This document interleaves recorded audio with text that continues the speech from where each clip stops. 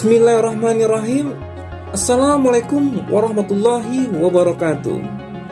Selamat datang di pembelajaran daring mata kuliah Bank dan Lembaga Keuangan lainnya bersama saya Jumadil Yusra SMM.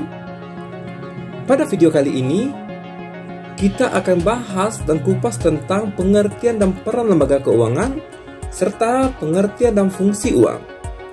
Anak-anak mahasiswa yang berbahagia, saya harapkan Anda dapat mengikuti video ini hingga selesai agar Anda tidak ketinggalan informasi yang diberikan. Silakan.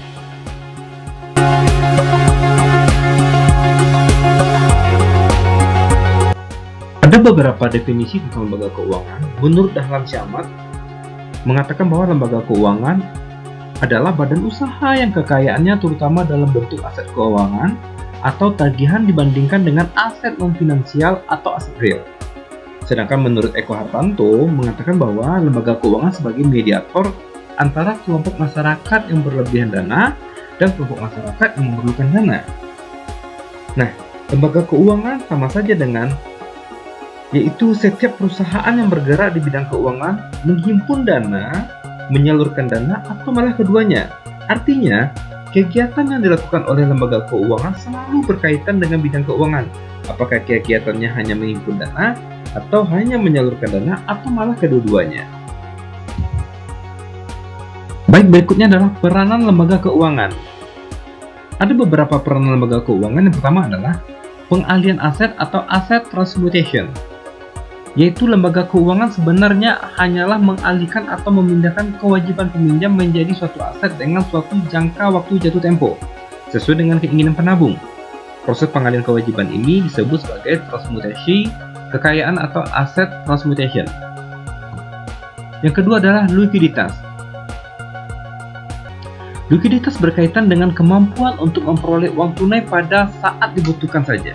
Beberapa sekuritas sekunder dibeli sektor usaha dan rumah tangga terutama yang dimasukkan untuk tujuan likuiditas seperti tabungan, deposito, sertifikat deposito yang diterbitkan bank umum memberikan tingkat keamanan dan likuiditas yang tinggi di samping tambahan pendapatan. Yang ketiga, ada alokasi pendapatan atau income allocation, yaitu untuk menghadapi masa yang akan datang. Bank atau lembaga keuangan akan merelokasikan pendapatannya untuk persiapan di masa yang akan datang. Yang keempat adalah transaksi, yaitu misalnya adalah rekening giro, tabungan, deposito, dan sebagainya. Ini merupakan bagian dari sistem pembayaran. Berikutnya, jenis aset finansial. Ada beberapa jenis aset finansial yang terdiri dari uang, saham, instrumen utang, klaim kontingensi. Ini adalah bagian dari jenis aset finansial. Yang berikutnya adalah jenis aset non-finansial, yaitu alokasi dana dalam sektor real berbentuk real estate atau logam mulia, barang koleksi, dan sebagainya. Ada beberapa kegiatan lembaga keuangan, ini meliputi sebagai berikut. Yang pertama, memberi kredit kepada nasabah. Yang kedua, menanamkan dananya dalam bentuk surat berharga. Yang ketiga, menawarkan berbagai jasa keuangan, yaitu berbagai jenis skema tabungan, proteksi asuransi, program pensiun, penyediaan sistem pembayaran, dan mekanisme transfer dana. Lembaga keuangan merupakan bagian dari sistem keuangan dalam perekonomian modern yang melayani masyarakat pemakai jasa keuangan. Lembaga keuangan dibagi atas dua, yaitu lembaga keuangan bank dan lembaga keuangan bukan bank. Lembaga keuangan bank terdiri dari bank sentral, bank umum, dan bank BPR. Bank sentral yaitu adalah Bank Indonesia, yaitu memegang fungsi sebagai bank sirkulasi, bank to bank, dan lender of the last resort.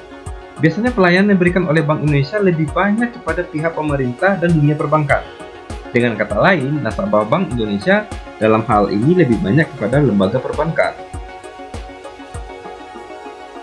Tujuan utama dari Bank Indonesia sebagai bank sentral adalah mencapai dan memelihara kestabilan nilai rupiah. Untuk mencapai tujuan tersebut, Bank Sentral mempunyai tugas menetapkan dan melaksanakan kebijakan moneter, mengatur dan menjaga kelancaran sistem devisa, serta mengatur dan mengawasi bank. Berikutnya, Bank Umum. Bank umum merupakan yang bertugas melayani seluruh jasa-jasa perbankan dan melayani segenap lapisan masyarakat, baik masyarakat perorangan maupun lembaga-lembaga lainnya. Bank umum juga dikenal dengan nama bank komersil atau bank konvensional, yang dikelompokkan dalam dua jenis, yaitu bank umum devisa dan bank umum non-devisa. Bank umum yang berstatus devisa memiliki produk yang lebih luas daripada bank yang berstatus non-devisa. Antara lain, dapat melaksanakan jasa yang berhubungan dengan seluruh mata uang asing atau jasa bank ke luar negeri.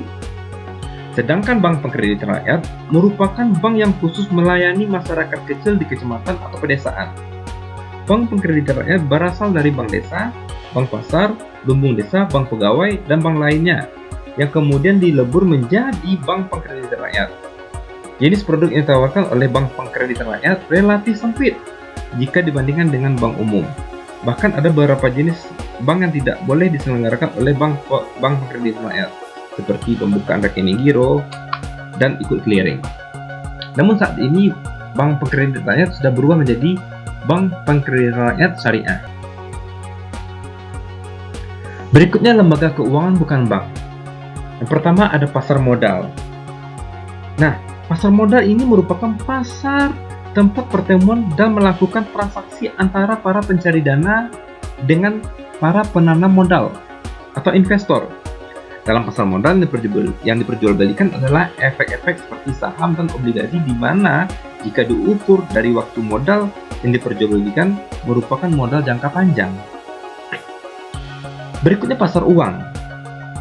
Itu seperti halnya seperti dengan pasar modal, pasar tempat memperoleh dana dan investasi dana, hanya bedanya modal yang ditawarkan di pasar uang adalah berjangka waktu pendek dan di pasar modal berjangka waktu panjang. Sedangkan kalau untuk koperasi simpan pinjam, itu merupakan koperasi yang menghimpun dana dari para anggotanya kemudian menyalurkan kembali dana tersebut kepada para anggotanya. Berarti melakukan pinjaman hanya terhadap anggotanya saja. Berarti anggotanya saja yang bisa bertanggung jawab, meskipun peminjamnya bukan anggota. Berikutnya pegadaian. Pegadaian merupakan lembaga keuangan yang menyediakan fasilitas pinjaman dengan jaminan tertentu, misalkan emas, surat-surat berharga, kendaraan, dan sebagainya. Berikutnya leasing, atau sebut sebagai perusahaan sewa guna, yaitu lebih ditekankan kepada pembiayaan barang-barang modal yang diinginkan oleh nasabah. Sebagai contoh, jika seorang ingin memperoleh barang-barang modal secara kredit, maka kebutuhan ini bisa ditutup oleh perusahaan leasing.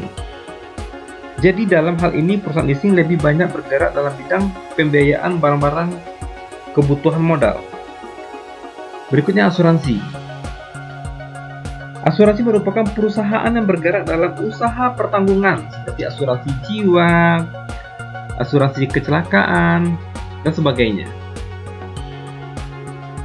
Berikutnya anjak piutang, yaitu merupakan perusahaan yang usahanya mengambil alih pembayaran kredit suatu perusahaan dengan cara membeli kredit bermasalah dari perusahaan lain, atau dapat pula mengelola penjualan kredit perusahaan yang membutuhkan.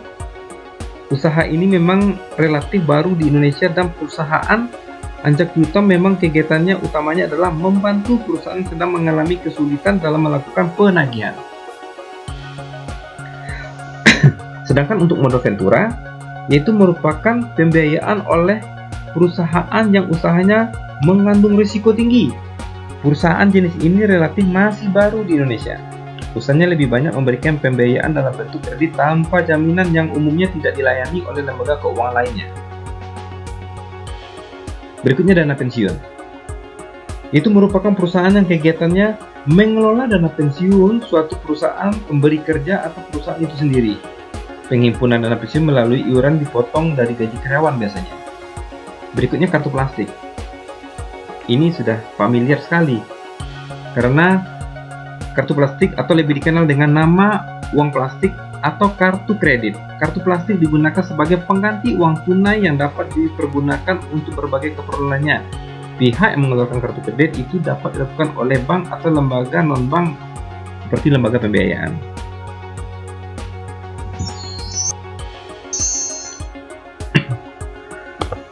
Berikutnya kita akan kupas tentang sejarah terjadinya uang. sebelum perdagangan dilakukan dengan cara barter, pertukaran barang dengan barang, di mana hal ini akan berjalan baik bila adanya kebutuhan yang timbul secara bersama. Dulu, uang itu belum ada, maka yang diadakan adalah cara barter. Misalkan, hasil bumi kita apa misalkan?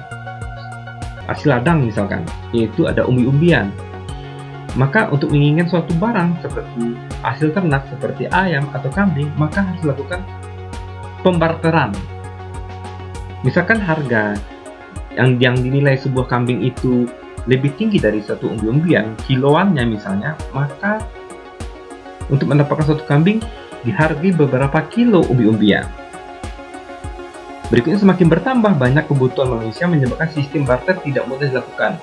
Hal tersebut mendorong orang untuk menemukan suatu komoditas yang dapat digunakan sebagai alat tukar. Nah, semakin tinggi banyak kebutuhan yang manusia, menyebabkan barter ini tidak mudah dilakukan. Karena tidak mungkin setiap menginginkan barang kita melakukan pertukaran, maka harus dibutuhkan komoditas sebagai alat tukar.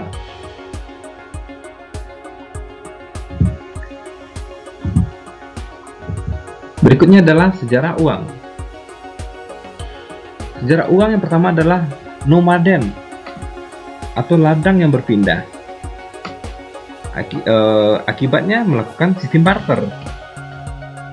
Terus dari barter menjadi uang barang, commodity money. Terus menjadi uang logam, metallic money. Terus menjadi sekarang uang kertas dan uang logam. Inilah representatif full body money. Nah, sekarang kita kaji tentang definisi uang. Namanya uang, pasti kita sudah mengenal apa itu uang sebagai alat tukar. Namun menurut Sayers dalam bukunya Modern Banking mengatakan bahwa uang adalah segala sesuatu yang umum diterima sebagai pembayaran hutang. Yang kedua, menurut Pigo mengatakan dalam bukunya The Value of Money menyatakan bahwa uang adalah segala sesuatu yang umum dipergunakan untuk alat tukar. Sedangkan menurut Robertson dalam bukunya Money menyatakan bahwa uang adalah segala sesuatu yang umum diterima dalam pembayaran barang-barang. Nah, semua kategori dari definisi ahli ini benar.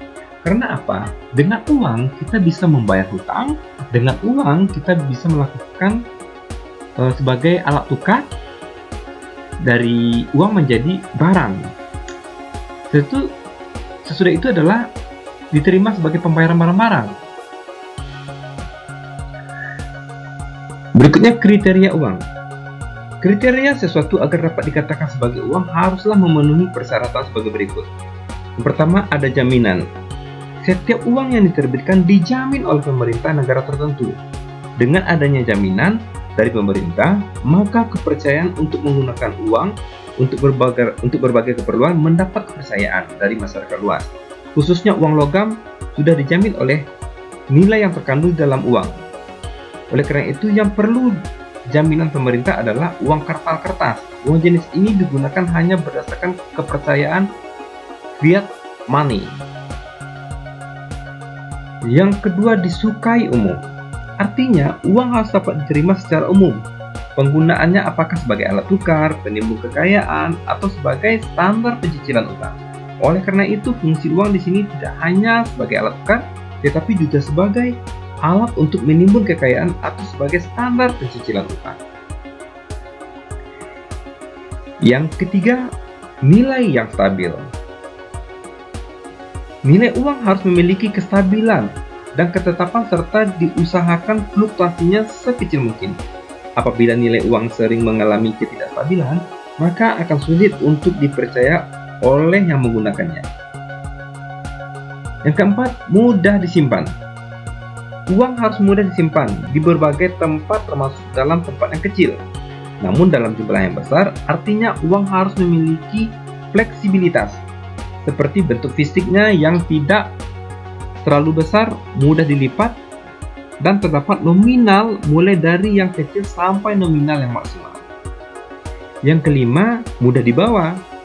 Uang harus mudah dibawa kemanapun, dengan kata lain, mudah untuk dipindahkan dari suatu tempat ke tempat yang lain, atau dari satu tangan ke tangan yang lain.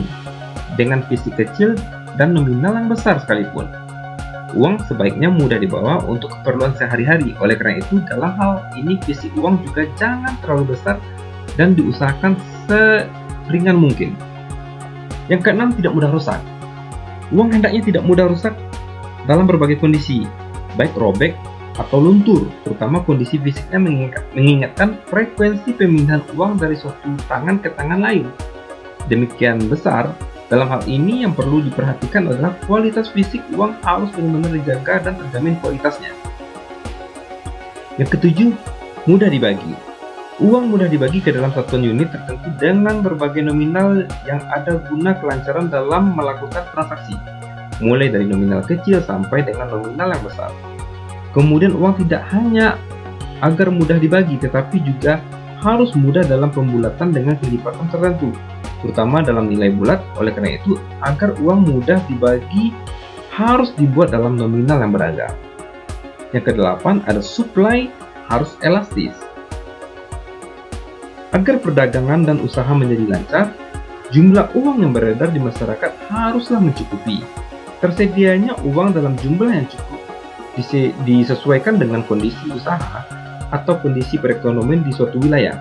Apabila dalam dunia usaha terjadi kekurangan uang, maka berakibat kurang baik.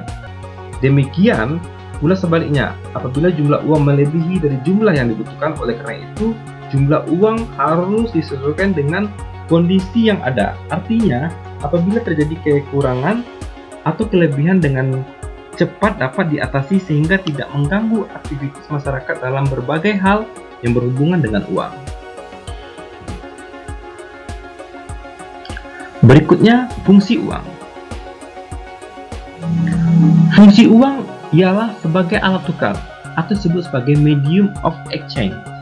Dengan adanya uang, untuk kegiatan tukar-menukar akan jauh lebih mudah dilakukan bila dibandingkan dengan kegiatan perdagangan secara barter. Contohnya, bila Anda membeli suatu barang, misalkan handphone, atau barang kebutuhan dapur, maka dengan uang Anda bisa mudah mendapatkan barang yang Anda inginkan. Bayangkan kalau kita lakukan dengan sistem barter, bagaimana melakukan pertukaran barang yang dibutuhkan oleh manusia yang jumlahnya sangat banyak ini, sangat padat ini. Berikut uang sebagai alat pengukur nilai atau standard of value. Fungsi uang sebagai pengukur nilai untuk menunjukkan nilai barang dan jasa yang dijual atau dibeli. Besar kecilnya nilai yang dijadikan sebagai satuan hitung dalam menentukan harga barang dan jasa secara mudah. Contohnya, sebuah handphone bermerek iPhone dengan sebuah handphone bermerek lain akan berbeda harganya, akan berbeda jumlah uangnya, akan berbeda jumlah nilainya dengan merek yang lebih terkenal. Atau seperti tas yang mereknya lebih terkenal, lebih mahal, lebih branded dengan tas yang mereknya biasa saja. Karena ada kualitas barang yang membedakan standard of value satu barang tersebut, maka jumlah uang yang akan diberikan juga berbeda. Berikutnya, uang sebagai penimbun kekayaan atau store of value. Nah, ini sama saja dengan mengumpulkan uang memungkinkan Anda kaya. Seseorang yang disimpan dalam bentuk uang, seseorang yang biasa menyimpan uang dalam tabungan, menimbunnya selalu, ini akan menjadikan dia kaya. Bisa diukur kekayaannya karena dia menyimpan uang. Semakin sering Anda menabung, semakin kaya Anda. Karena kekayaan dapat diukur dengan menggunakan satuan nilai uang, karena dihitung dengan nilai uang. Nah, ini jenis uang, yaitu ada uang logam, emas, perak, dan perunggu. Berikutnya ada uang kartal, ya ini ada logam dan kertas. Nah, uang giral yang diterbitkan oleh BU seperti cek, bilet, dan giro, kredit card. Ditinjau dari nilainya, full body money artinya nilai intrinsiknya sama dengan nilai nominalnya. Representative full body money artinya nilai nominalnya lebih besar dari nilai intrinsiknya. berdasarkan kawasan, uang lokal yaitu rupiah di Indonesia, uang regional euro mata uang Eropa, uang internasional yaitu US dollar menjadi standar pembayaran internasional. Ada beberapa nilai uang, yaitu adalah nilai nominal, nilai intrinsik, nilai internal, dan nilai eksternal. Sedangkan nilai nominal adalah nilai yang tertulis pada mata uang itu tersendiri. Nilai intrinsik, nilai bahan pembuat mata uang. Nilai internal, nilai yang diukur dari jumlah barang yang dapat ditukar oleh suatu mata uang. Nilai eksternal, nilai suatu mata uang yang diukur dengan mata uang negara lain. Nah, ini contoh uang kertas dan logam. Nah, ini contoh uang giral. Ini contoh uang giral.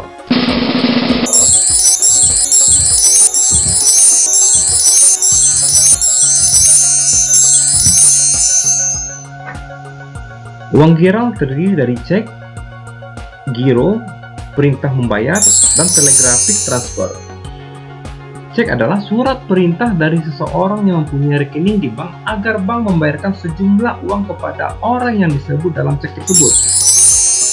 Sedangkan giro, permintaan seseorang yang mempunyai rekening di bank supaya bank membayarkan dengan cara memindahkan sebagian atau seluruh rekeningnya kepada rekening pihak yang dibayar.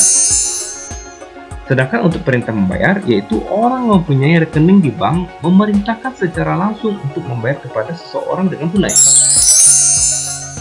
Telegraphic transfer, orang mempunyai rekening di bank memerintahkan bank agar membayarkan sejumlah uangnya kepada seseorang dengan cara memindahkan dan mentransfer rekening melalui telegram. Ada beberapa faktor yang mempengaruhi jumlah uang beredar, yaitu adalah pendapatan masyarakat. Pendapatan masyarakat di suatu kawasan atau wilayah provinsi akan berpengaruh dalam jumlah uang beredar. Yang kedua adalah jumlah penduduk. Jumlah penduduk sangat berpengaruh terhadap jumlah uang beredar karena semakin banyak penduduk yang bertambah akan mempengaruhi jumlah uang beredar karena tingginya kebutuhan terhadap masyarakat. Yang ketiga ada tingkat suku bunga, harga barang, dan selera masyarakat. Berikutnya ada kebijaksanaan Bank Indonesia mengendalikan jumlah uang beredar. Yang pertama ada operasi pasar terbuka. Kebijakan ini dilakukan dengan cara menjual sertifikat Bank BI atau SBI atau membeli surat berharga di pasar modal. Yang kedua kebijakan diskonto. Kebijakan bank sentral dalam rangka mengatur jumlah uang yang beredar dengan cara menaikkan atau menurunkan suku bunga. Yang ketiga kebijakan rasio kas. Kebijakan bank sentral dengan cara membuat perubahan atas cadangan minimum yang harus disimpan oleh bank. Ada beberapa contoh mata uang beberapa negara adalah seperti ini. Amerika Serikat yaitu dolar Amerika Serikat atau US dollar. Yang kedua ada Arab Saudi, ada rial, Australia ada dolar, Brunei ada dolar Brunei, berikutnya ada euro, Denmark ada krona, dan seterusnya.